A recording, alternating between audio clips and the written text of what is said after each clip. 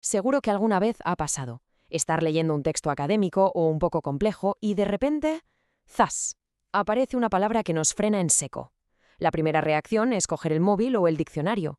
Pero, ¿y si no fuera necesario? Hoy vamos a ver cómo podemos convertirnos en detectives del lenguaje y descifrar esas palabras por nuestra cuenta. Y esa es la gran pregunta que vamos a intentar resolver. Ante una palabra que no conocemos, nuestro instinto nos dice que paremos y la busquemos. Pero, ¿y si la respuesta estuviera ya ahí, delante de nuestras narices, en el propio texto? Vamos a empezar por el principio. ¿Cuál es el problema? Pues esta famosa barrera del léxico. A veces el vocabulario técnico o especializado de un texto puede sentirse como un auténtico muro que nos impide seguir avanzando. Y es súper importante que quede claro, es totalmente normal sentirse así, sentirse frenado. Quedarse en blanco no es un fallo nuestro, para nada. Es parte del proceso de aprendizaje. Lo que de verdad importa es saber qué hacer para saltar ese muro. Y aquí viene la clave de todo. La propuesta es aprender a leer sin la muleta constante del diccionario, porque como veremos, la solución muy a menudo no está fuera, sino dentro del propio texto. Solo tenemos que entrenar un poco la vista para saber dónde buscar. Para ello, nos vamos a centrar en dos estrategias principales. La primera es buscar pistas en el texto que rodea la palabra. Y la segunda, analizar la palabra en sí misma, como si fuera una especie de rompecabezas. Venga, vamos a por la primera de ellas. Entramos de lleno en la primera gran herramienta, el poder del contexto. La idea es muy simple, pero de verdad que es muy potente. Se trata de convertirnos en una especie de detectives textuales. El término técnico para esto es contexto, pero no nos quedemos con la palabra. La idea es que una palabra no vive sola, su significado se construye gracias a las frases, las oraciones y los párrafos que la rodean. El contexto es, básicamente, el mapa del tesoro que nos lleva al significado. Y mirad, este ejemplo es perfecto para entenderlo. Imaginemos que estamos leyendo un libro de botánica y nos encontramos con esta frase.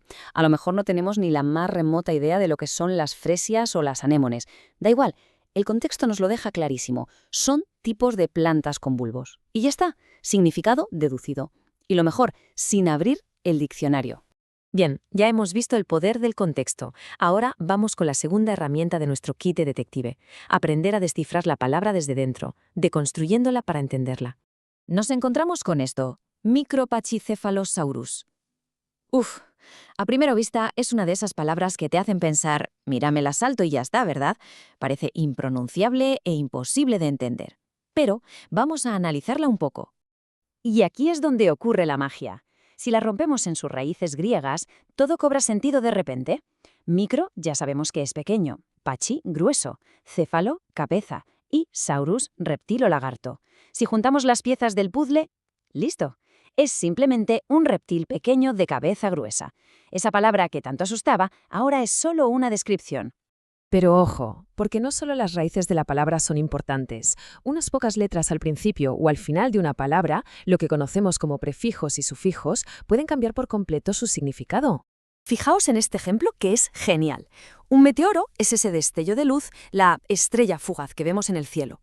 Pero si le añadimos el sufijo ito, tenemos un meteorito, que es la roca que sobrevive a la atmósfera y llega a la Tierra. Ese pequeño añadido lo cambia absolutamente todo. Pasamos de un fenómeno de luz a un objeto físico. Y otro ejemplo buenísimo. Impermeable. Con el sufijo able es un adjetivo. Describe una cualidad, algo que no deja pasar el agua. En cambio, impermeabilizante, con el sufijo izante, ya es un sustantivo. Se refiere al producto que usamos para lograr esa cualidad. Como veis, la función de la palabra cambia por completo. Con todo esto ya claro, podemos empezar a construir nuestra propia caja de herramientas mental. Así que vamos a echar un vistazo a algunos de los prefijos más comunes que nos vamos a encontrar sobre todo en textos académicos. Lo que vemos aquí es, en esencia, una pequeña chuleta, un atajo para la comprensión. Si vemos co o con, sabemos que tiene que ver con compañía, como en contexto. Si vemos des, in o a, casi siempre es una negación, como en imprevisto. Dis nos habla de oposición. Inter significa entre y extra fuera de. Reconocer estas pequeñas piezas es tener ya medio camino recorrido. ¿Y entonces a dónde nos lleva todo esto? Pues la gran conclusión es que estas herramientas nos ayudan a pasar de una lectura pasiva, en la que solo recibimos información, a una lectura activa, en la que dialogamos con el texto. En definitiva, se trata de tener a mano una nueva caja de herramientas de lectura. Por un lado, nos convertimos en una especie de detective de contexto, buscando pistas a nuestro alrededor. Y por otro, nos convertimos en arquitectos de palabras, aprendiendo a desmontarlas y a reconstruir su significado desde dentro. Así que, la próxima vez que nos encontremos con una palabra compleja, la pregunta ya no es qué significa, sino cómo puedo descifrarla. Con estas herramientas, lo que antes era un desafío, ahora se convierte en una oportunidad para aprender.